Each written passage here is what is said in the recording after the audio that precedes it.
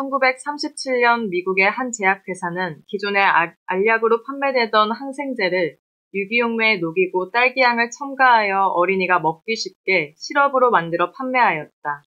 그런데 이 약을 복용한 353명 중 105명의 어린이가 사망하였다.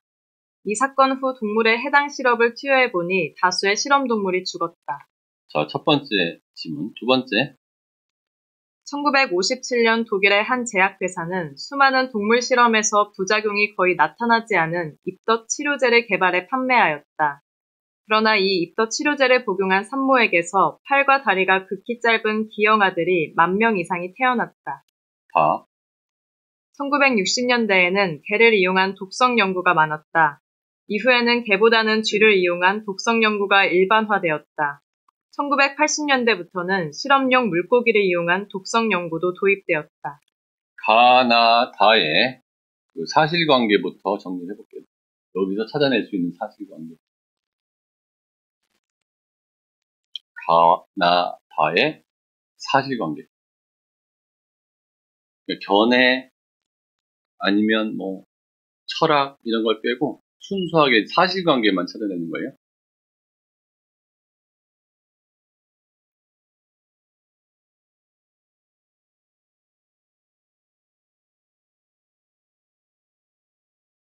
일단 사실관계를 찾아내면 그 다음부터 중요도를 좀 매겨보세요. 중요한 사실, 그러니까 어떤 사건의 중요한 변인이죠. 가중치, 어느 건 더 중요하다, 덜 중요하다. 이런 사건이 벌어진 거에 사실관계를 찾아내고, 이거는 답이 있는 문제 같아요.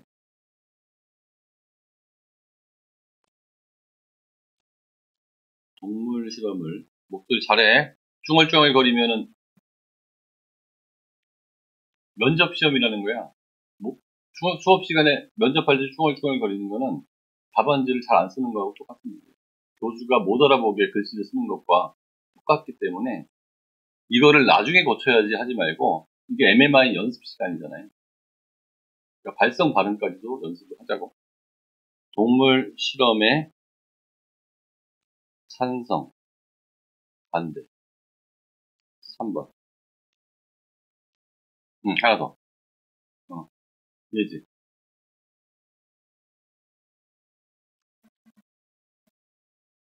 목소리 키우고.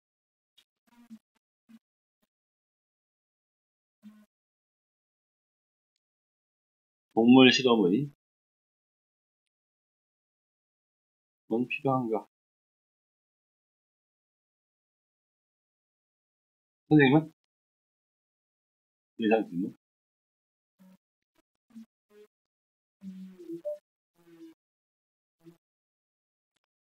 질문의 을 논해보라. 또 하나씩 더 해봐. 출제자의 의도를 보자고. 사실문을 보고.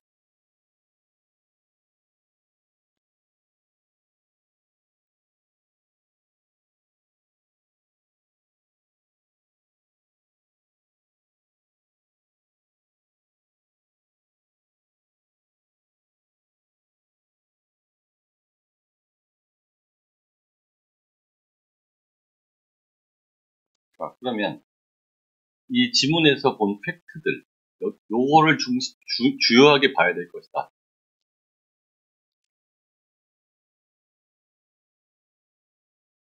주요 사실관계 뭐가 있어요? 집이나 주요 사실관계. 응? 응? 미국,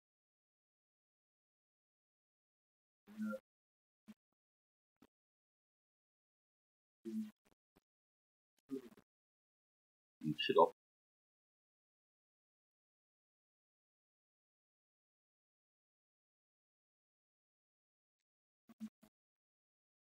353명 중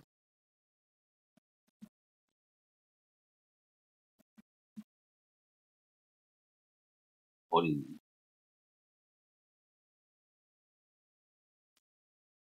나.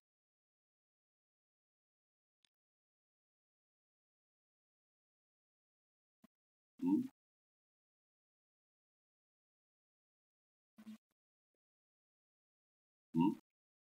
동물 실험에서는 부작용 없습니다.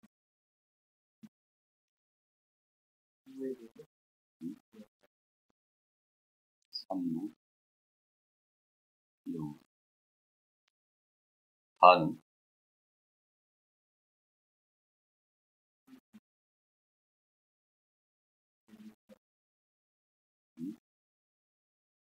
개,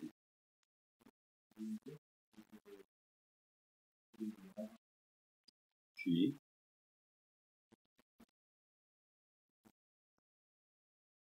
자, 태훈이 여기서 추가할 거 있다면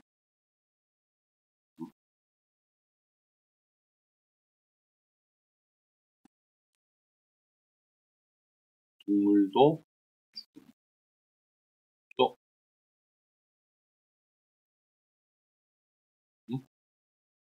예지,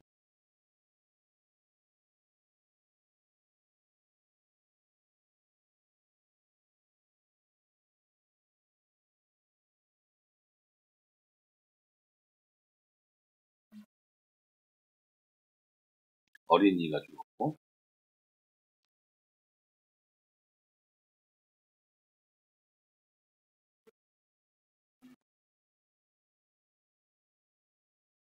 응? 뭐라고?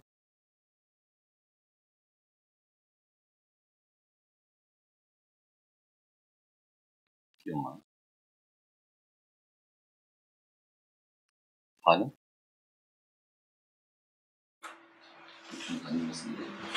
자, 가에서는 1947년 미국 실업 353년 중에 105명이 죽었고 어린이 사망, 동물도 죽었다. 나는 1957년 독일 동물 실험 부작용 없음, 산모가 먹었는데 기형아가 났다. 1960년대는 개 박구 독성 실험 연구하다가 쥐로 바뀌었다. 1980년대는 물고기. 전체에서 또 팩트가 또 뭐였을까요? 여기서 같이 발견해야 될 팩트. 변인들을 봐야 여기서 뭔가 찾아낼 거 아니에요? 지금 나에서 동물 실험 부작용이 없던 게 아니고 거의 나타나지 않았기 때문에 네, 거의 나타나지 않았다는 것은 일부 나타나기도 했다는 거거든요. 기준은 알 수는 없다. 기준을 모르겠다. 또 여기서 찾아야 될 건 뭐죠?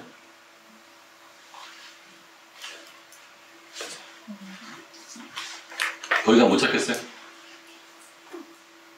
태훈아, 지민아, 예지야, 더 이상 못 찾겠어? 이 글을 분석하기 위한 재료들, 변인들. 선생님 더 찾은 거 있어요? 여기 알약을 시럽으로 만들 때 이제 기존 알약의 그 위험성에 대해서는 나오진 않았지만 판매됐던 거니까 문제가 없었을 것으로 보이는데 유기용매 플러스 딸기향이라는 두 가지의 추가도 더 있었던 거. 그렇죠. 그런 말도 있네요. 한 제약회사는 기존의 알약으로 판매되는 항생제를 유기용매에 녹이고 딸기향 첨가. 아까 시럽을 했는데 여기서 팩트가 기존 항생제란 말이 있어요. 아, 좋았어요. 를 시럽으로 했는데 기존 항생제는 이 글을 보면 별 문제가 없어 보여요. 기존의 항생제니까. 그런데 목적이 아이들을 먹이려고 한 거죠. 그래서 유기용매에 녹이고 딸기향을 첨가했더니 이 문제가 생긴 거지. 그렇죠? 그러면 유기용매에 녹이고 딸기향을 첨가할 때 기존 항생제의 성질이 변화했을 수도 있겠다. 그렇죠? 그러니까 아이의 편의성을 위해서 이렇게 했는데 그건 아주 좋은 지적 같은데요. 또 선생님 얘기 들었지? 저런 거 찾아낼 수 있으면 굉장히 좋은 그거 찾아낸 거죠. 또 뭐 있을까요? 나는 이거 단순한 거지만 37, 57, 60, 1980이 시대순으로 글이 쓰여 있다는 거. 시대순으로 글이 쓰여 있다는 것도 찾았으면 좋겠고, 그리고 또 찾은 거.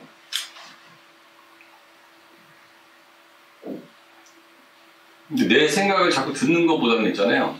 내 생각하고 일치하거나, 지금 선생님이 얘기한 것처럼, 그것도 보이네. 뭘 물어볼지 모르니까. 왜냐면 이 지문만 보여준 거고 질문은 없거든요. 이것만 보고서 열심히 읽은 다음에 뭔가 여러 가지 생각해내서 내 생각의 서랍 속에 다 집어넣어놓고 선생님이 내 생각 서랍에 집어넣은 거를 딱 물어봐주면 합격하는 거예요. 그걸 딱 물어봐주면, 내가 잘 분석하고 물어봐주면. 그러니까 보고서 어떻게든 찾아내야 돼. 또 뭐가 있을까? 태훈아, 더 찾아낼 거 없나? 이제 더 찾아낼 거 없어? 이거는 뭐 지식이 필요한 것도 아니고 순발력이야. 나는 몇 개 더 찾아내는데. 피해를 입은 사람의 숫자가 가에서는 105명인데 나에서는 1만 명 이상. 그렇죠. 여기는 1만 명인데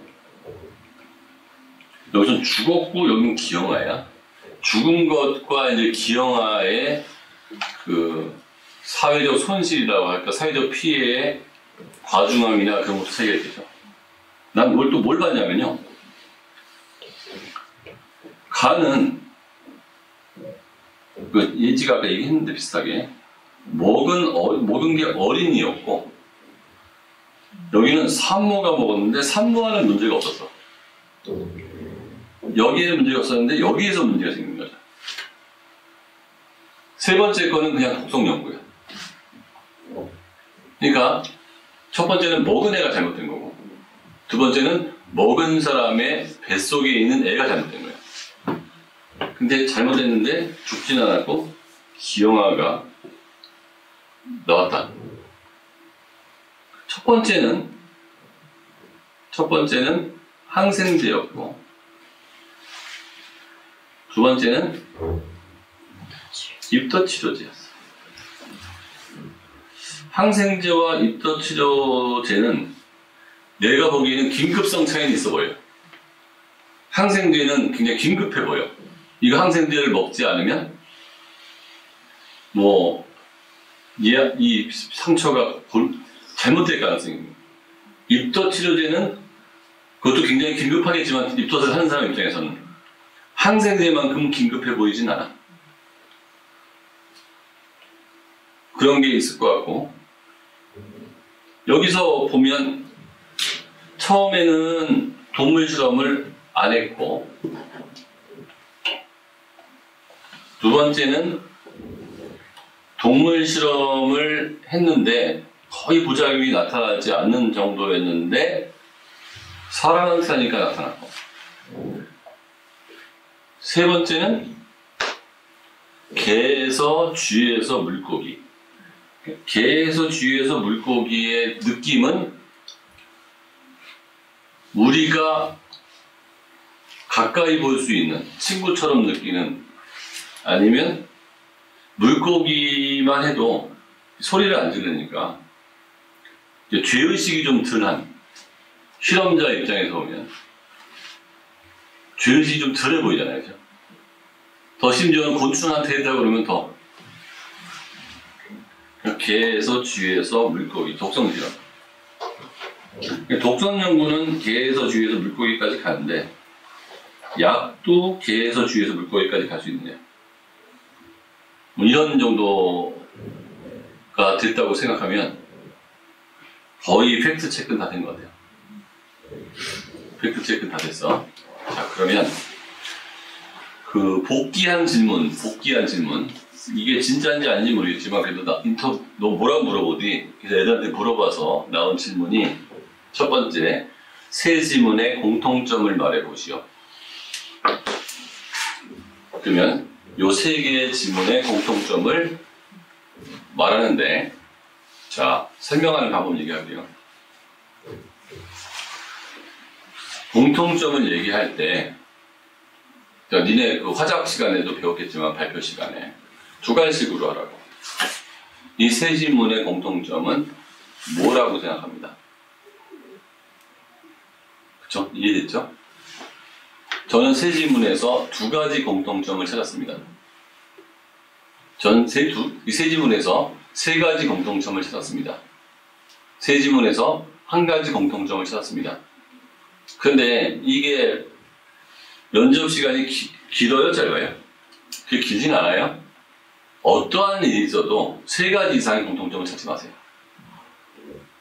내가 머릿속에 정리해서 발표하다가 내가 꼬여. 그 아리스토텔레스가 뭐라고 그랬냐면 발표는 3개 이상 하지 말 것이다. 그래도 하나가 더 하고 싶다.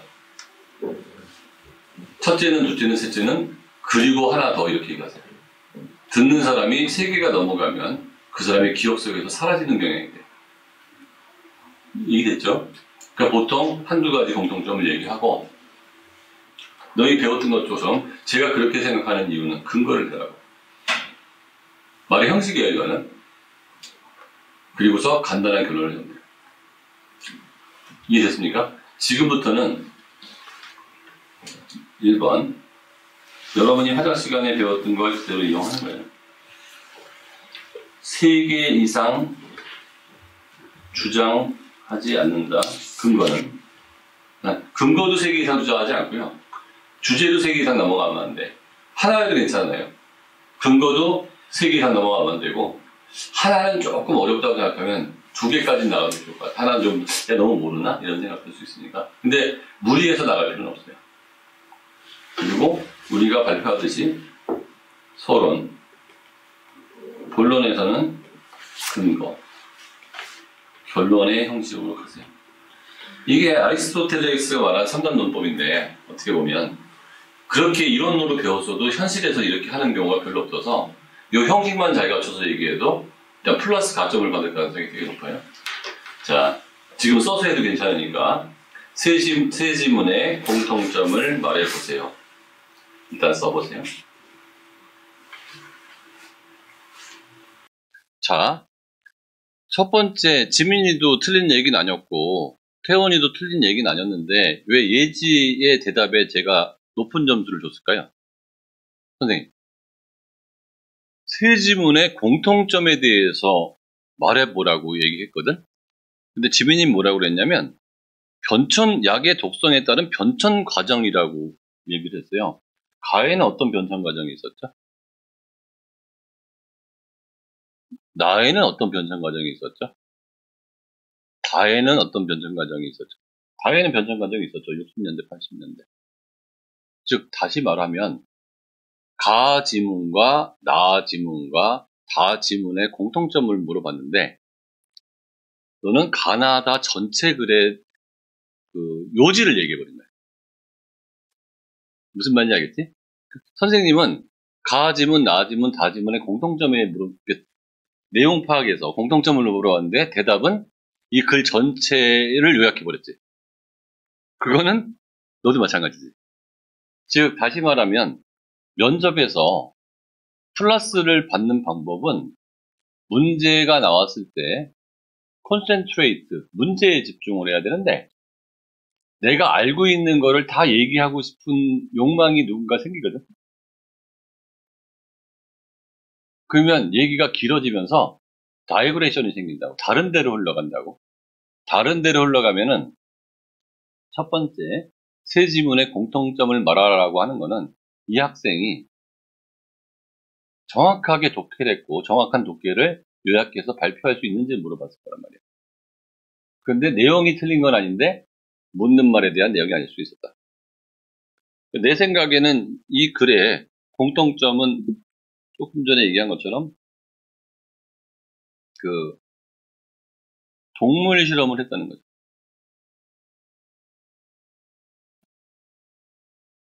그게 독성 및 약에 관한, 어쨌든 인간이 먹어도 되는지 안 되는지에 관한 동물 실험을 했다. 그렇죠?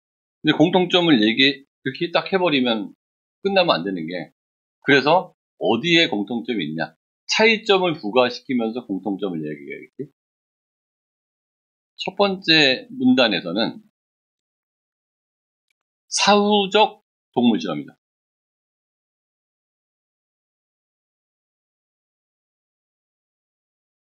그렇죠? 사후적 동물 실험. 즉, 어떤 사건이 터지고 나서 원인을 규명하기 위해서 더 이상 사람한테는 먹일 수 없으니 동물한테도 먹여보는 형식의 동물 실험. 형식의 차이가 있죠. 이해됩니까? 두 번째 지문에서는 사전적 동물 실험을 했죠. 여기서 동물 실험이라는 공통점이 있죠.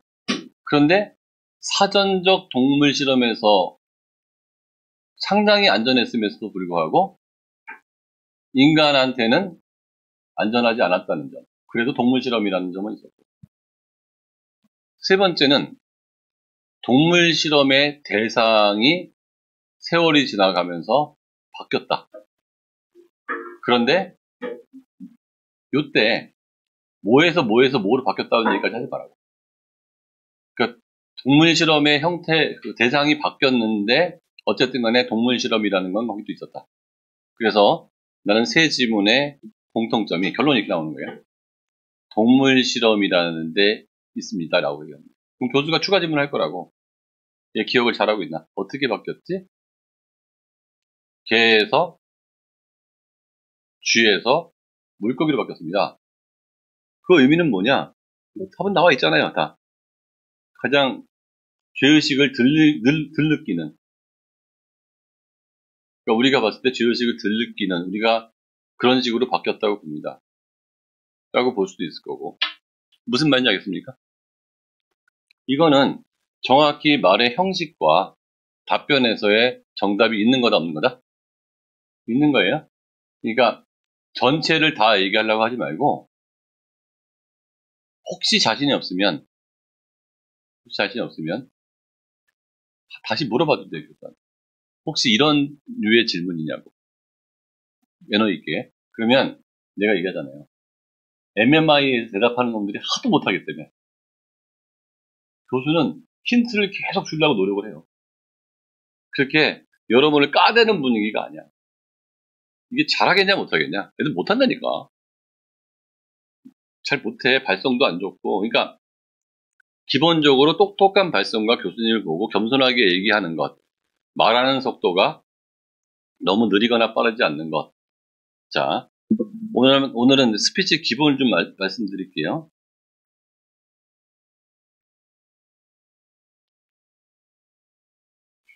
이것만 잘 지켜도 첫 번째 아까 스피치 기본 원리 말씀드렸죠. 두 가지식으로 얘기하고 근거를 들되 근거는 3개 이상 들지 말고 제시문 3개니까 딱 좋았어. 마지막에 간단한 결론. 결론에서 또 중원본 할 필요는 없어. 그러니까 말이 길어진다고 좋은 대답은 아니에요. 자, 포즈 하는 방법 알려드릴게요. 포즈는 말을 끊어 읽기예요. 그러니까 내가 말을 굉장히 빨리 한다고 속도를 높여봤자 20% 높이기도 힘들대요. 아무리 빨리 얘기를 해도 내가 원하는 말을 20%도 못하는 거야. 그래서 포즈라는 것은 끊어 읽기예요. 쉬어줄 때 충분히 쉬어주고, 그렇죠? 상대방의 눈을 보면서 내 말을 잘 이해하고 있는지를 보면서 천천히 얘기하는 거예요. 그러니까 말을 천천히 하는 것도 있지만 예를 들어서 내가 이걸 포즈를 줘서 읽어볼게요. 1937년 미국의 한 제약회사는 주어니까 끊어야겠죠. 기존의 알약으로 판매되던 항생제를 유기농매에 놓이고 딸기향을 첨가하여 어린이가 먹기 쉽게 시럽으로 만들어 판매했다. 한참 쉬죠.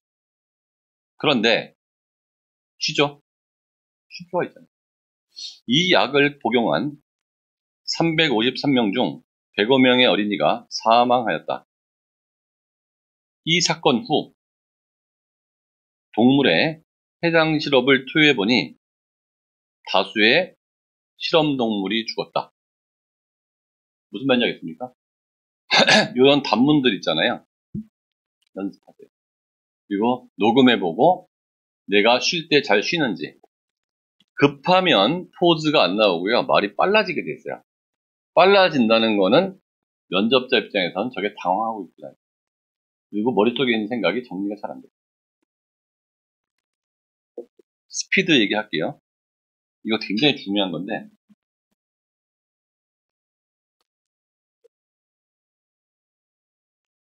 가장 강조하고 싶은 거는 가장 천천히 이야기해요. 무슨 말인지 알겠습니다. 가장 강조하고 싶은 건. 예를 들어서 첫 번째 문단에서 가장 강조하고 가장 강조해야 될 단어는 뭔가요? 만약에 항생제라고 할게요.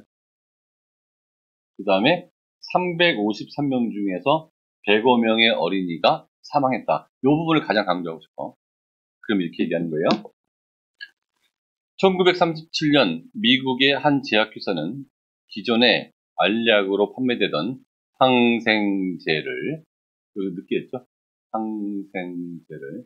그러면 느끼하면 그때 집중이 딱. 마지막에 이 약을 복용한 353명 중. 빨리 해서 느끼했어요? 느끼했죠? 105명의 어린이가. 무슨 말인지 알겠습니까? 내가 강조하는 부분은 속도를 더 빨리 한다, 늦게 한다? 늦게 한다. 그리고 강조하고 싶지 않은 거는 다소 빨리 한다. 그 두 가지, 오늘 스피치 기법 말씀드렸어요. 포즈, 끊어 읽기와 앞으로 얘기할 때는 이제 이거 안 하면 내가, 야, 끊어 읽기, 포즈. 중요한 거, 천천히. 이거 계속 지속할게요. 이런 스피치 기법대로 면접을 보는 학생들이 끊었죠. 많을까? 적을까? 천천히 읽었죠? 강조하고 싶습니다. 그래서 이 재료가 거의 비슷한 상태라면 전달하는 그 기술에 의해서 플러스 가점을 받을 가능성이 높은데, 이 말투라는 게 수행평가 때도 대충 했고 안 배운 건 아닌데 시험까지 연습할 기회도 별로 없고, 그래서 내용 정리만 되어 있는데 전달이 잘 안 되면, 아까 얘기했잖아요. 머릿속에 있는 내용을 답지에 다 못 쓴 거라고. 아니면 필요 없는 내용을 너무 많이 쓴 거라고. 그래서 나오고 연습할 때는 내가 얘기했지. 선생님이 스피치 책도 썼고 스피치 교육 시켰다고. 법무연수원 그에서 5년 동안 검사들 말하기 가르쳤어요. 대학원에서도 스피치 커뮤니케이션이 전공이었고. 그러니까 이게 공식이 있어. 전달력이 좋은 말하기 공식이 있다고. 그 공식대로만 하면 되는데 그 공식대로 하는 사람의 숫자가 별로 없어서 오바마가 그 공식대로 한다는 거예요. 철저히 스피치 교육, 아리스토텔레스가 써놓은 교본대로 한다는 거예요, 오바마가. 그러니까 그 사람이 얘기하면 전달력이 좋다. 클린턴도 거의 교본대로 하고. 자,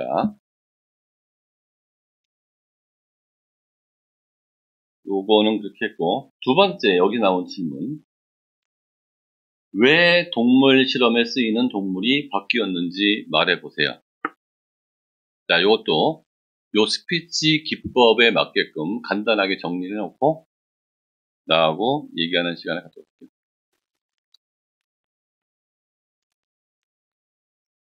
말해봐. 동물 실험을 반대하면 대책이 있어야 될 거 아니죠? 동물 실험을 하지 않고 안전한 약을 만들 수 있는 방법에 대해서 떠오르는 게 있으면 얘기해봐.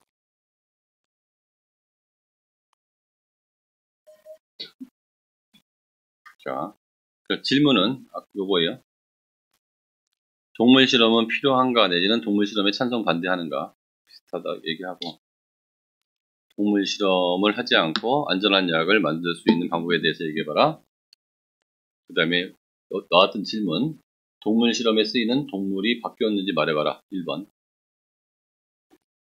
2번, 개가 아닌 동물 실험을 이용하는 실험에 대해 찬성하는지 반대하는지 밝히고 그 근거를 밝혀라.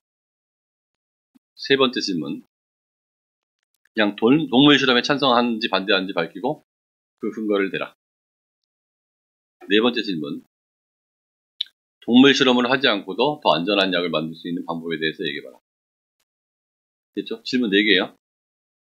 지금부터 잘 보시고 지금 15분 정도 시간 줄 테니까 요약했다가 아까 말하는 형식에 맞춰가지고 해보자고. 그럼 예지부터. 자네는 왜 동물 실험에 쓰이는 동물이 바뀌었다고 생각하나? 저는 목소리, 발성, 발음 키우고 이거 마스크. 인간이 죄의식을 덜 느끼는 동물 종으로 변화해왔다고 생각합니다. 먼저 강아지 그리고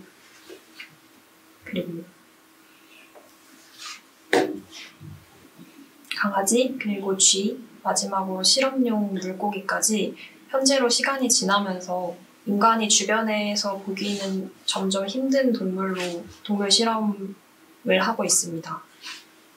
이처럼 자기 주변에 보이지 않아서 별로 죄책감이 느껴지지 않는 동물로 동물 실험을 하게 되었다고 생각합니다. 끝? 네. 좋아. 그 다음에 지민이? 자네는 왜 동물 실험에 쓰이는 동물이 바뀌었다고 생각하나? 제가 생각한 동물 실험의 동물이 바뀐 이유는 2가지입니다. 첫 번째는 인간이 죄의식을 덜 느끼는 방향으로 동물 실험이 변화해 왔다는 점입니다. 기존의 개를 사용한 동물 실험의 경우는 개의 경우에는 사람이 가장 많이 만나고 애완동물로도 키우는 동물이었는데 이를 쥐 그리고 어류인 이제 물고기로 바꿔가면서 인간이 죄의식을 덜 느끼게 하는 동물로 동물 실험이 변화해 왔다고 생각합니다. 2번째 이유는 실험에서의 이점입니다. 개보다는 쥐가 인간과의 유전적 동일성이 더 큰 것으로 알고 있습니다. 또한 쥐나 이제 물고기 같은 경우는 개보다 그 한 세대가 태어나고 죽는 그 간격이 빨라서 이제 실험의 그 속도를 이제 더 빠르게 할 수 있다는 장점도 있습니다. 그래서 저는 이제 인간의 죄의식을 저하시킬 수 있는 방향 그리고 실험에서의 유전적 동일성과 실험의 속도라는 2가지 측면에서 동물 실험의 대상이 바뀌었다고 생각합니다. 여기서는 약간 잘못하면은 공격받을 수 있을 것 같아요. 왜냐하면은 개에서 쥐는 만약에 쥐가 더 사람하고 더 유사하다면 맞는데 물고기가 더 유사하진 않을 것 같거든요. 그러니까 한 가지 논점을 얘기하면서 2가지가 나온 것 같아. 2가지가 나온 것 같아. 그래서 처음에는 개라는 얘기가 나오는 거는 개가 일상적으로 우리가 가까이 볼 수 있고 사람하고 같은 줄 알았는데 제가 알기로는 쥐가 더 인간의 유전자와 비슷하다. 그건 맞는지 안 맞는지 잘 모르겠고 그래서 이제 물고기로 넘어갈 때까지는 또 그게 애매한 것 같거든. 그 부분은 좀 체크할 필요가 있는 것 같고 거기서 태어나서 죽는 시점이 좀 짧다고 얘기한 거는 맞는지 틀린지 모르겠는데 물고기 중에서 생명이 긴 것도 있지 않나? 그러면 쥐는 태어나서 죽는 데까지 보통 몇 년이 걸리나?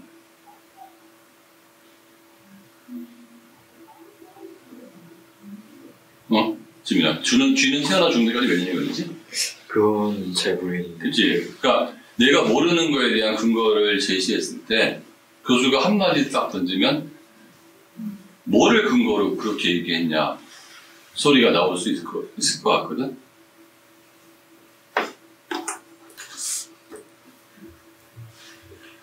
쥐에 대한 죄의식도 크게 느껴지나요?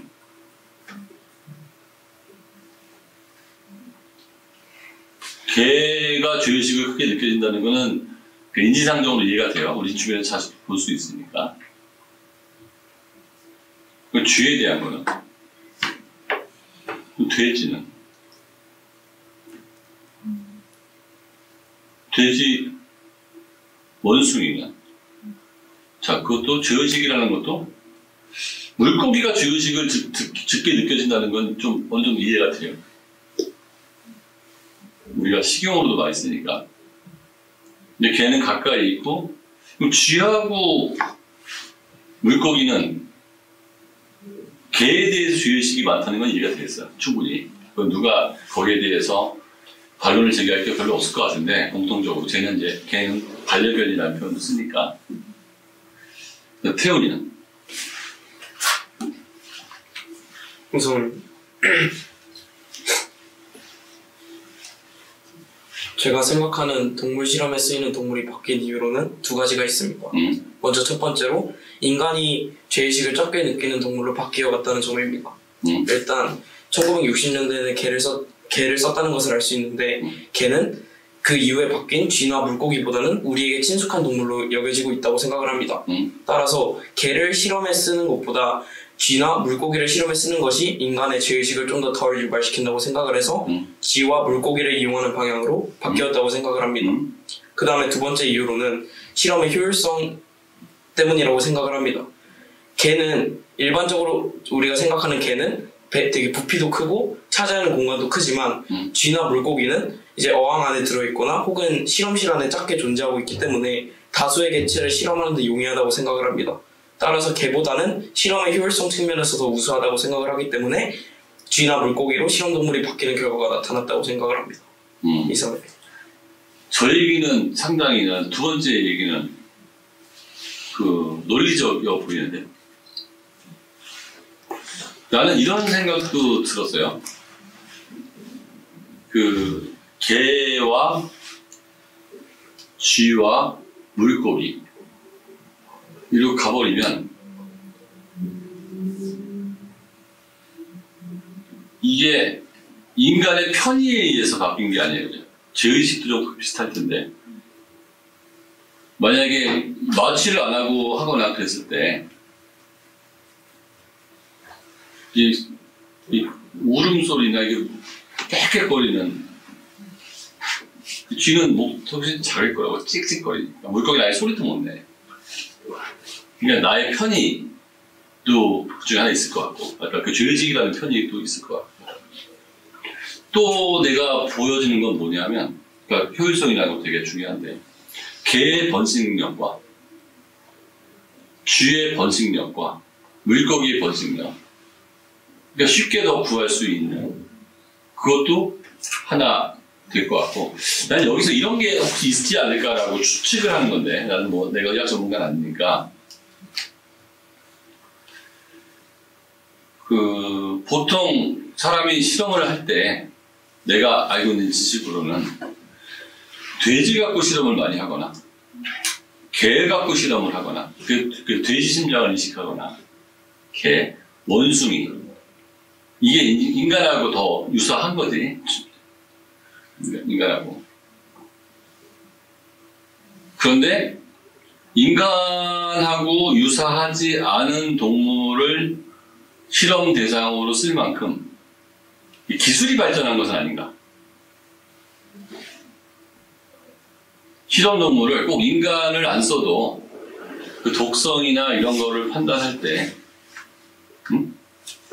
그러니까 이게 독성 연구에서 개, 쥐가 일반화됐고 80년대는 실험용 물고기를 독성 연구로 썼다는 거는 이제 이 기술이 발전을 해서 구태여 포유류를 안 써도 어느 정도 검증해낼 수 있지 않느냐, 이런 것도 그냥 크게 논리적 문제는 없을 것 같아요. 내가 뭐 의학 전문가는 아니지만. 그래서 이거는 추측이 됩니다까지 얘기하면 좀 좋은 답이 아니었겠나, 그런 생각이 들어요. 지금 내가 무슨 말인지 알겠지? 그러니까 네가 얘기했을 때 다 좋았는데 추가 질문에서 콱 막힐 가능성이 있다는 거지. 2번. 그 다음에 두 번째 질문.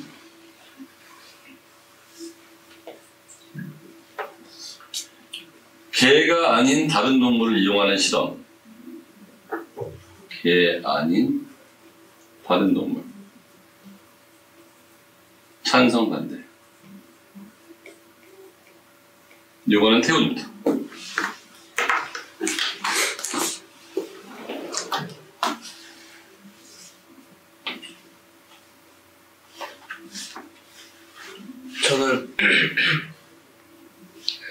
저는 개가 아닌 다른 동물을 사용하는 것에 반대합니다. 반대. 제가 반대하는 이유는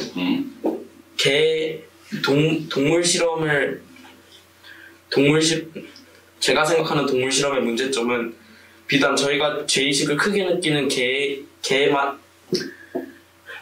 있는 제가 생각하는 동물 실험의 문제점은 이제 인간이 흔히 죄의식을 크게 느끼는 대상 때문이 아니라 단지 동물에게 고통을 주는 실험을 강행해서이기 때문이라고 생각을 합니다. 따라서 개가 아닌 다른 동물이라고 할지라도 그 동물이 고통을 느끼는 것은 마찬가지라고 생각을 하기 때문에 개가 아닌 다른 동물을 사용하는 것도 개가 아닌 다른 동물을 사용하는 것에도 반대합니다. 이거는 어떤 동물의 고통 때문에, 그러니까 어떤 동물도, 물고기도 살아있는 생명체에 대한 존경, 생태주의적 세계관이 되겠죠. 인간 중심적 세계관이 아니고 레오폴드가 말했던 생태주의적, 인간도 생태계 중에 하나인데 함부로 동물이라고 해서 그렇게 실험 대상으로 쓸 수 있느냐? 그죠? 그러면 지민이.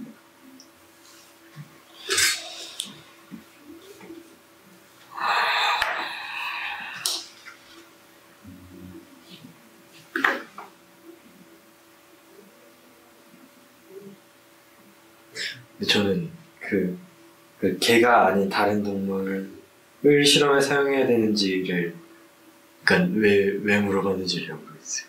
여기서는 뭐 쥐나 일단 실험용 물고기는 나왔고, 나한테 다시 질문해도 돼. 이 3번 질문이 3번 질문이 그냥 동물 실험에 대한 찬성 반대잖아요. 저희가 생각하는. 개가 아닌 다른 동물을 이용하는 실험에 대해서. 개에 대한 실험은 괜찮은데 개가 아닌 다른 동물에 대한 실험이 괜찮냐 이거죠.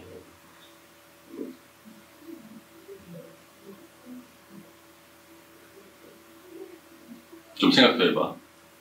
예지는? 이게 복귀한 문제이기 때문에 정확한 복귀인지 아닌 복귀인지 모르겠지만 그래도 정확한 거에 육박할 거예요. 이게 질문 내용이 아주 어려운 질문 아니어서. 끝나고 나서 뭐 물어보대 이렇게 물어본 거거든. 두세 명한테 물어봤는데 일치하면 맞는 거겠지. 예지 입장에서는? 저는 개가 아닌 다른 동물을 실험에 사용하는 것에 찬성합니다. 찬성. 먼저 약을 개발하는 데 있어서 발생할 부작용의 확률을 낮춰줄 수 있는 최선의 선택이기 때문입니다. 일단 완전하게 안정적인 약을 개발하는 것은 사실상 어렵습니다. 따라서 인간에게 적용시켜서 관련된 인명피해를 내는 것보다 인간과 유사한 동물에게 실험을 통해서 안정성을 검증하는 것이 가장 안정적으로 약을 개발할 수 있는 선택이라고 생각합니다. 두 번째로는 만약 그 실험에 실패하더라도 그 실험에 사용한 동물과 인체의 공통점과 차이점에 기반해서 인체에 대한 전반적인 이해가 향상할 수 있습니다. 앞서 언급한 나 지문에서도 사실상 그 동물을 이용한 실험은 실패했다고 볼 수 있습니다. 하지만 그 실패한 원인을 분석하고 어떤 것이 같고 어떤 것이 예측에서 빗나가서 이 실험이 실패했는지에 대한 원인 규명을 통해서 다음 알약 개발에 더 좋은 영향을 미칠 수 있습니다. 자, 그러면 좀 이 문제가 좀 애매하니까 문제를 다 정리를 해보자고요. 다시 한번 여러분한테 질문을 해볼게요. 이거는 뭐 이 문제인지 아닌지 모르겠지만 제 질문 다에 집중해서 한번 얘기해 봅시다. 개에서 쥐에서 물고기라고 할게요. 그러니까 다른 동물의 범위를 쥐와 물고기만 갑시다. 무슨 말인지 알겠죠? 여기 원숭이가 나올 수도 있고 돼지가 나올 수도 있잖아요. 그렇게는 가지 말고 이 제시문 안에서 다른 동물로 가보자고요. 그러니까 여기 제시문에는 개에서 쥐, 쥐에서 물고기로 실험 대상 동물이 바뀌었는데요. 개에서 쥐, 쥐에서 물고기로 실험 대상 동물이 바뀌는 실험에 대해서 찬성 또는 반대의 의견을 얘기하고 그 근거를 밝히죠. 이렇게 하면 좀 이게 막 오리지널 답인지 모르겠지만 좀 더 생각이 좀 쉬울 것 같아. 그렇게 바꿔볼게요, 질문을. 그냥 정리해봐요. 중요한 거는 근거예요. 찬성하면 찬성하는 근거, 반대하면 반대하는 근거.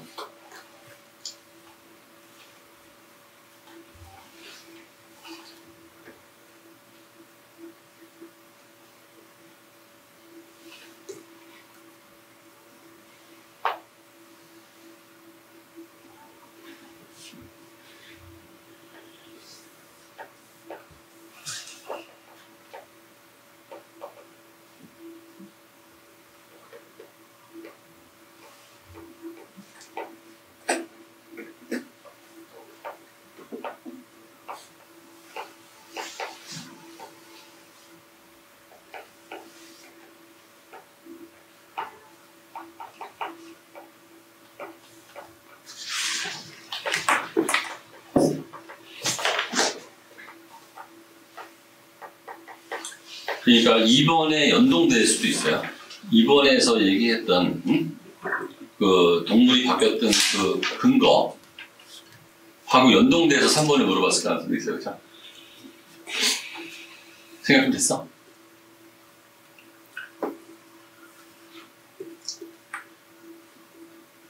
김시영 선생님은 어떻게 생각하세요?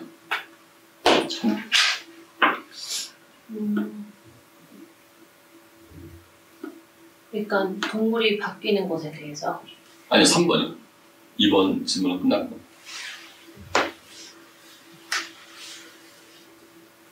김준희 선생님. 조금만 더 생각해보겠습니다. 신보라네. 저도 그러면 이제 순발력을 발휘해야 되는 태훈이.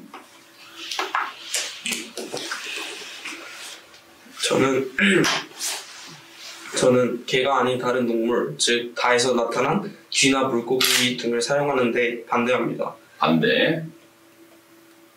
근거는? 제가 그렇게 생각하는 이유는 개가 아니라 쥐나 물고기 또한 고통을 느끼고 이는 생명윤리에 어긋난 것이기 때문에 쥐나 물고기를 사용하는 것 또한 안 된다고 생각을 합니다. 제가 앞선 2번 질문에서 답했듯이 다에서 실험동물이 바뀐 까닭 중 하나가 죄의식을 줄이는 방향으로 바뀌었다고 생각을 한다고 말씀드렸습니다. 근데 이 근거의 가정은 쥐나 물고기 또한 고통을 느끼기 때문에 이들을 사용하는데 죄의식이 들고 따라서 그런 죄의식을 줄이는 방향으로 바뀌었다는 것이 있습니다. 따라서 굳이 인간들이 그런 쥐나 물고기도 고통을 느낀다는 것을 알고 있는데도 불구하고 이런 동물들을 사용하는 것은 바람직하지 않다고 생각하기 때문에 개가 아닌 이런 동물들을 사용하는 것도 반대합니다. 로직은 먼저 잡힌 것 같아요. 자, 지민이.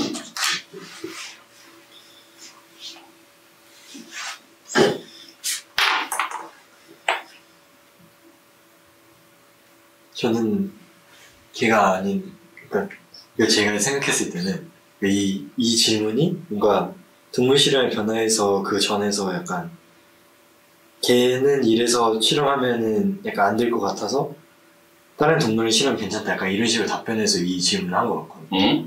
저는 그냥 개도 동물 실험이 찬성한다 이런 생각을 갖고 있어서 그냥 굳이 개는 안 되는데 다른 동물은 되냐 약간 이런 식의 질문이 안 맞는다고 생각을 한 거였어요. 그래서 약간 차라리 그냥 동물 실험에 대해 찬반으로 대답을. 그 질문에 집중해봐. 질문을 바꿀 수는 없으니까. 예지.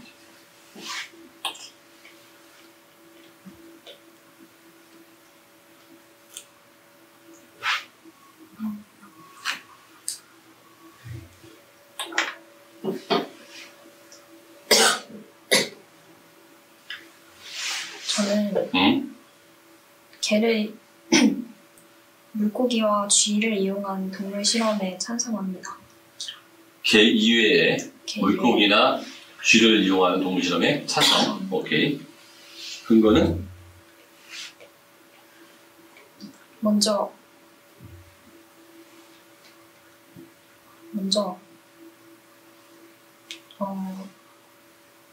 가능한 기술 범위 내에서 죄의식을 최소화하는 방향으로 약의 안정성을 검증할 수 있는 방법이라고 생각합니다.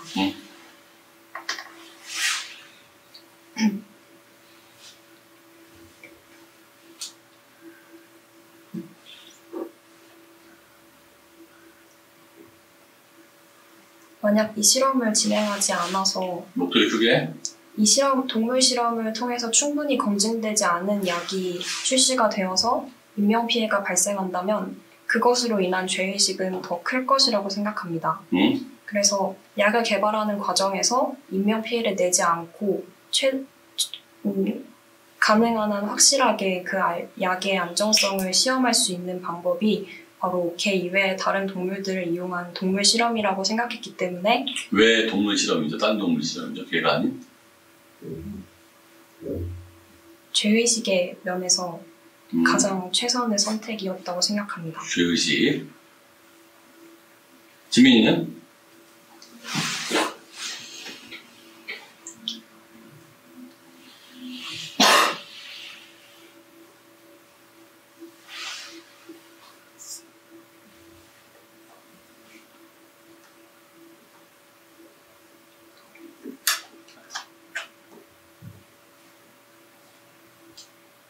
일단 할 수 없어. 찬성 반대는 해야 돼. 왜냐면 교수가 그렇게 선택하라고 물어봤잖아. 교수님 질문 바꿔주시면 안 될까요? 그것도 창의적인 질문이긴 한데.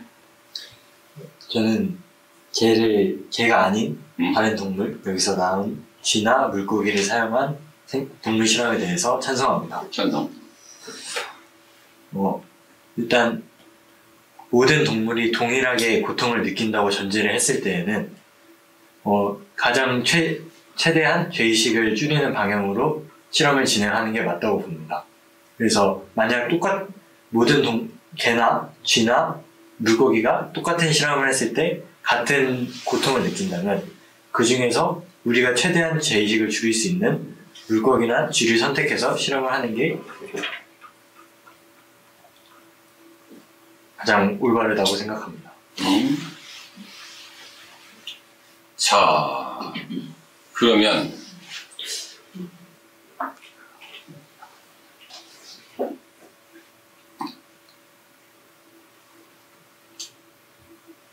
선생님. 제가 이제 생각을 좀 해봤는데, 그러니까 실험을 할 때 실험 대상이 어떤 동물이냐에 따라서 그게 그러니까 그게 문제가 되는가에 대해서 생각을 해봤어요. 그랬더니 그러니까 피험자의 입장에서는 그러니까 동물의 종류가 다르다는 게, 그러니까 실험의 효과성이 만약에 똑같다면 그러면은 실험 동물이 그러니까 종류가 이렇게 의미가 있지는 않겠지만, 실험자 입장에서 그 동물에 대한 그런 친숙도나 이런 것들이, 그러니까 실험하는 사람이 느끼는 감정까지 고려를 한다면, 그러니까 친숙도를 고려해서 개가 아닌 다른 동물들로 바꾸는 거는 의미가 없겠다라는 생각을 하게 됩니다. 김준희 선생님. 동물 실험의 대상이 개에서 쥐로 그리고 물고기로 바뀌어 왔다는 것을 보면 어떤 동물을 대상으로 하던 그 실험의 유효성은 과학적으로 비슷하다고 판단이 됩니다. 그렇다면 어떤 동물에 대해서 동물 실험을 할 것인지의 인간의 선택의 문제라고 생각이 듭니다. 모든 생명은 모든 생명은 소중하지만 저희가 이 동물 실험을 하는 목적이 인간에게 쓰이는 약의 안정성을 최대한 보장하기 위해서라고 판단을 한다면 동물 실험은 시행이 되어야 하고, 그렇다면 가장 경제적인 방법을 선택을 하고 싶습니다. 그래서 개보다 쥐나 물고기를 대상으로 한 이 동물 실험이 경제적으로 더 효율성이 있다면 저는 쥐나 물고기를 대상으로 한 동물 실험을 찬성합니다. 신보라는 네, 저도 개가 아닌 쥐와 물고기를 사용한 동물 실험에 찬성을 합니다. 그 이유는 저희 인류의 보존을 위해서 이제까지 의약품 발달이 있어 왔고, 그리고 그 의약품 발달의 그 근간에는 동물을 대상으로 한 실험이 좀 근간이 되었다고 생각을 합니다. 그리고 지금 기술의 발달로 그것들이 동물이 아닌 것들로 대체되는 얘기가 나오고는 있지만, 아직까지는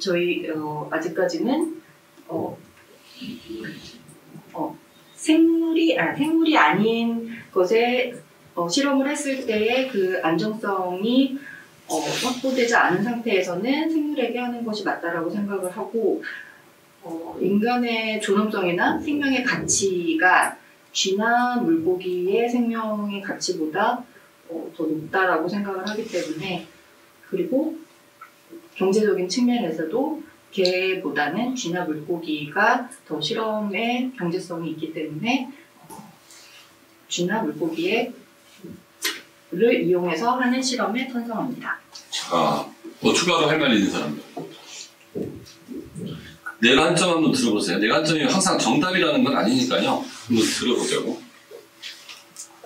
개에서, 쥐에서, 물고기.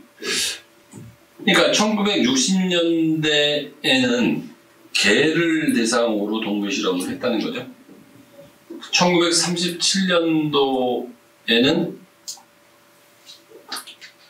그냥 사건이 생겼고, 그 다음부터 실험을 많이 한 거고. 처음에 개를 했다는 거는, 그 생물 배우신 분들은 아실지 모르겠지만, 저는 생물에게 주의가 깊진 않은데, 그 사람에 대한 실험은 사람한테 하는 게 제일 좋겠죠. 그 질적인 측면에서는 가장 유사하니까. 근데 인간의 존엄성 때문에 사람한테 실험을 할 수가 없는 상황이고, 첫 번째 개라는 거를 찾았다는 얘기는 개가 사람하고 그 유전적인 측면에서 가장 유사했겠죠. 뭐 개나 원숭이나. 근데 원숭이 같은 경우에는 구하기가 쉽지 않았을 수도 있을 것 같고. 그래서 보통 나는 그래서 개돼지라는 말을 많이 그 실험에서 보면은 많이 쓰는 것 같은데. 그래서 60년대에는 개를 이용한 연구가 많았는데, 이후에는 개보다 쥐를 이용한 독성 연구가 일반화되었다. 동물이 바뀌었는지부터 한번 얘기해 볼게요. 왜 바뀌었나? 아마 법이 강화됐을 가능성도 있어 보여요. 개라는 거. 옛날에는 개를 식용으로 전 세계적으로 많이 먹었었잖아요. 유럽에서도. 근데 지금 개는 식용으로 안 된단 말이에요. 거의 대부분의 나라에서. 몇 나라 빼고는. 그러니까 개라는 게 이제 그 동물 실험을 쓰기에는 법적 규제가 좀 많아서 개보다 법적 규제가 적은 쥐를 썼을 것 같아요. 근데 동물애호협회 같은 데서 보면 포유류들에 대한 동물 학대 뭐 이런 식으로 해서 또 법적 규제가 또 강화된 게 아니겠냐. 그래서 이제 거기서 뭐까지 나오냐면 이제 물고기까지 나온 거지. 물고기는 아직도 이제 어류라고 해서 우리가 같은 데서 사는 종류의 포유류는 아니니까. 그러니까 쉽게 말하면 그 살아있는 우리는 외국에서 모르겠지만 살아있는 쥐를 이렇게 죽여가지고 도살을 안 하는데 그냥 생선에 탁 치니까 그런 경우도 하나 있어 보이고, 법적 규제라는 얘기가 나오면 지금 여러분들이 모두 죄의식이라는 표현으로 갔잖아요. 그럼 딴 애들도 다 죄의식이라는 표현이나 그쪽으로 갈 가능성이 높아 보인다는 건데. 그래서 법적 규제가 있었던 건 아닌가 생각이 든다. 동물에 대한 보호법은 자꾸 강해지고 있으니까. 그 다음에 또 하나는 뭐냐면, 아까 되게 좋았던 지적인데, 경제적 효율성, 개의 번식, 그 다음에 개가 차지하는 면적, 쥐의 번식, 쥐가 차지하는 면적. 그래서 양적인 실험을 할 때 유리하다는 건 양적인 실험. 그러니까 안정성, 이 실험의 목적은 인체의 부작용이 나오지 않게 하기 위해서 실험하는 거잖아요. 그러니까 사람의 생명은 귀하기 때문에 동물의 생명보다는 사람의 생명이 더 귀하다는 전제하에서 나온 얘기잖아요. 사람의 존엄성이 동물의 존엄성보다 귀하다. 근데 동물도 뭐 어느 정도 존엄성은 있긴 하지만, 그런데 양적으로 봤을 때 쥐를 키우려고 그러면 쥐 우리가 필요한 거고, 물고기는 가두리 양식장에서 키우면 되니까 훨씬 더 많은 실험을 한다면, 많은 실험을 통해서 부작용을 찾는다면 실험의 횟수를 더 많이 늘릴 수 있는 방향으로 들어간 거 아니냐. 다만 우리가 포기해야 되는 건 뭐죠? 인간과 유사성은 좀 포기하고 더 많은 실험을 할 수 있는 장점은 발견되겠죠. 그러니까 이거는 선택의 문제가 생긴 거네. 인간과 가장 유사한 거에 대한 적은 실험을 할 거냐, 응? 인간하고는 좀 관계가 좀 떨어졌지만 더 많은 실험을 할 거냐. 그러니까 실험의 질적인 측면에서는 개가 더 유리할 것 같고, 인간과 유사하니까. 횟수의 측면에 의해서는 쥐나, 그죠? 그 다음에 물고기. 아까 쥐가 빨리 죽는다는 건 느낌이 오긴 하지만 더 빨리 죽을 가능성도 있을 것 같아요. 그런 측면에서는 이게 유리할 것 같고. 그러면 찬성 반대를 한다면, 나는 반대한다 라고 한다면 질적인 측면을 강조하면 될 것 같아요. 이 실험의 목적 자체가 죄의식이 아니고 사람한테 투여했을 때 돌이킬 수 없는, 인간한테 돌이킬 수 없는 위해, 즉 부작용을 방지하기 위해서 동물 실험을 하는 거기 때문에 사람하고 관계가 좀 덜한, 형질적으로 덜한 다른 동물로 이게 넘어가는 이 실험에 찬성을 할 수 없다. 사람의 생명보다 더 중요한 것은 없다라고 봅니다. 없다. 이거 반대하는 입장에서는. 그래서 누가 반대하더라도 저는 사람하고 가장 유사한 개가 만약에 사람하고 더 유사하다면 개에 대한 실험을 지속적으로 하고, 사회적으로 동물 애호나 그런 비난 가능성에 손들어주고 싶지 않다. 아무리 동물이 중요하다 하더라도 사람의 생명보다 더 중요하다고 볼 수 없기 때문에, 이렇게 하면 이제 반대 입장이 되는 거고, 찬성 입장으로 간다고 하면 개는 상속까지도 가능한, 이제는 우리의 동반자의 격상이 됐다. 동반자로. 그러니까 60년대의 개는 동물에 불과했지만 지금의 개는 식구다. 누구에겐가는. 그래서 개의 죽음을 봤을 때 사람의 죽음을 봤을 때 느끼는 만큼은 아니겠지만 비슷한 정도의 고통을 받는 경우도 이제는 21세기에는 인간 보편의 감정이다.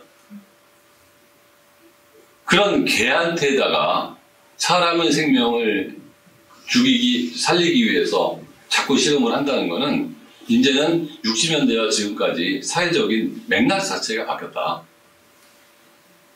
뿐만 아니라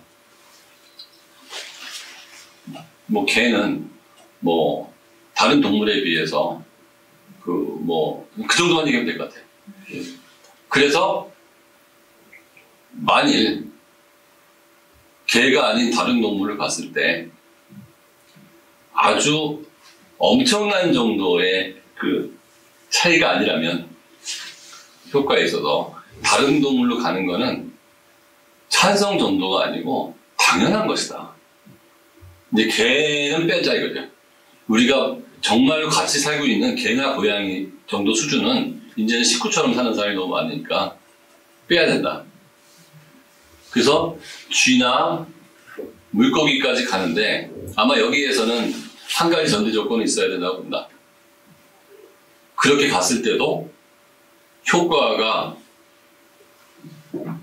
동일하진 않더라도 횟수를 늘렸을 때 유사한 정도의 효과가 나올 수만 있다면 이쪽으로 가야 되는 거고, 궁극적으로는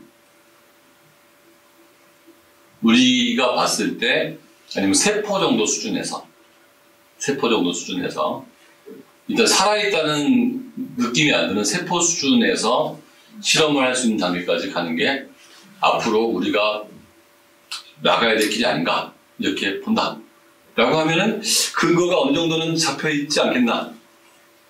물론 내 대답에도 반대하거나 논리적 문제점을 찾아낼 수 있겠지만 뭐 그 정도까지 생각하면 될 것 같아요. 그러니까 다시 말하면 그 대답을 할 때 여러분은 이제 배팅을 해야 돼요.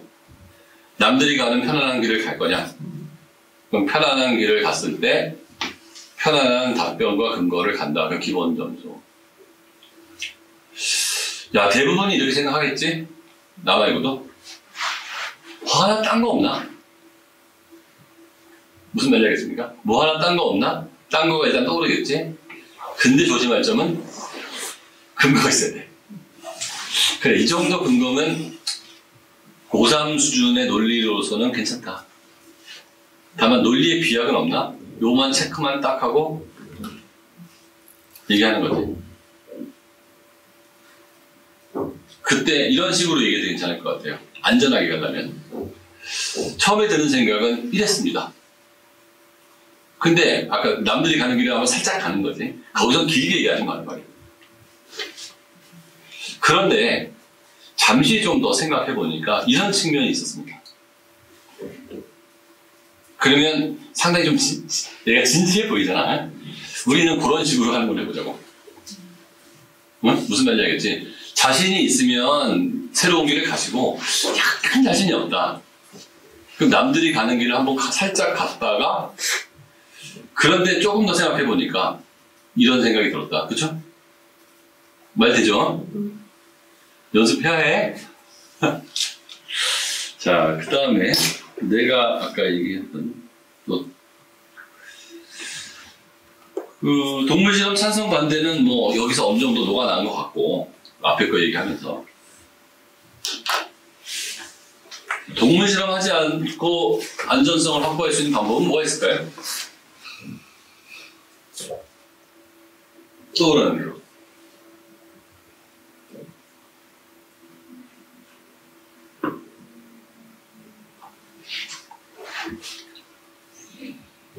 지민아, 동물 실험하지 않고 또 안전한 약을 만들 수 있는 방법은 뭐 없을까요?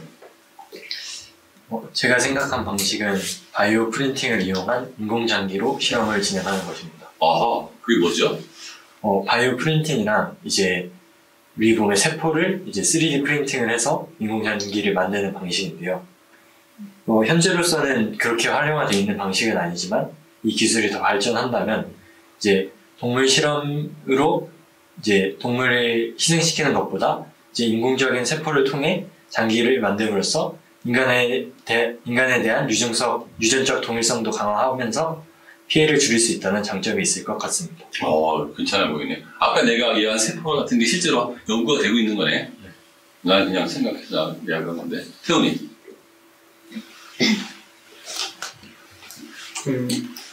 저는 동물 실험을 하지 않고 안전한 약을 만들 수 있는 방법으로는 앞으로 개발되고 있고, 지금도 개발되고 있고 앞으로도 개발될 인공지능을 활용한 시뮬레이션이 있다고 생각을 합니다. 인공지능을 위한 시뮬레이션. 저희가 약을 만들 때는 애초에 아예 없던 물질을 새롭게 만들어내는 것이 아니라 기존에 있던 성분들을 조합해서 기존에 있던 원리를 활용해서 약을 만드는 것이기 때문에 그러한 원리들과 성분들에 대한 부작용 혹은 효과들을 모두 입력을 한 뒤에 그것들을 조합한 후 이제 실제적으로 행할 수 있는 실험의 수보다 훨씬 많이 다양한 경우를 시뮬레이션 한다면 좀 더 안전성이 높아진 방법으로 그 실험 결과를 얻을 수 있을 것이라는 생각을 합니다. 그쵸. 딥러닝이 그게 가능하겠네요, 그쵸? 왜냐하면 찍어봐야 뭔지 아냐 이거지. 많은 지식들을 집어넣으면 거기서 원리가 도출될 텐데 그걸 매번 그걸 꼭 해야 되겠냐 이거죠. 과학적으로 증명이 안 되는 막 찔러보는 건데 이게 굉장히 많은 데이터가 축적돼 있다 그러면 그걸 이용하는 걸로도 가능성이 있다. 예지는? 저도 똑같은 데도 상관없어요. 왜냐하면 한 명씩 들어오기 때문에 앞에 있는 애가 똑같은 답을 했다고 해서 1점도 감점이 없죠. 인체와 지금까지 밝혀진 의학 지식에 기반해서 인체와 유사한 프로그래밍을 제작합니다. 그래서 거기에 적용하고 싶은 약의 화학 성분을 입력하면 인체에 어떤 반응이 일어날지 예측할 수 있는 프로그램을 제작해서 그것을 활용하는 방안이 가장 좋을 것 같다고 생각합니다. 하지만 여기에서는 지금까지 기존의 의학 지식에 기반한 거에만 기존의 의학 지식에서 기반한 정보만 다룰 수 있기 때문에 지금까지 알려지지 않은 새로운 생물 작용에는 한계가 있을 것으로 생각합니다. 거기서 난 좋은 아이디어가 하나 떠올랐는데 예를 들어서 전 세계 모든 병원에서 익명성을 요구하고 부작용 사례를 한 군데로 다 모을 수만 있다면 그게 이제 그 디지털 플랫폼이죠. 그게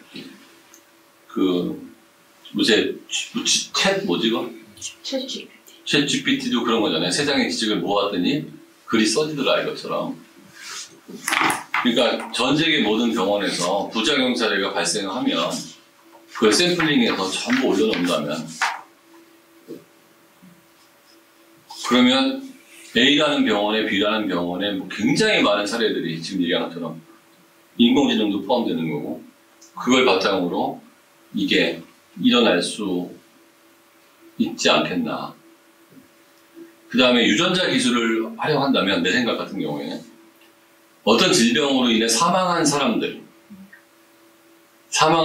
세포를 띄든지 뭐 장기를 갖고서 그런 것도 충분히 가능하다. 난 쓸까 지금 대답은 되게 참신했던 것 같아요. 자, 오늘은 2019년도 예지문을 가지고 여러분하고 해봤고요.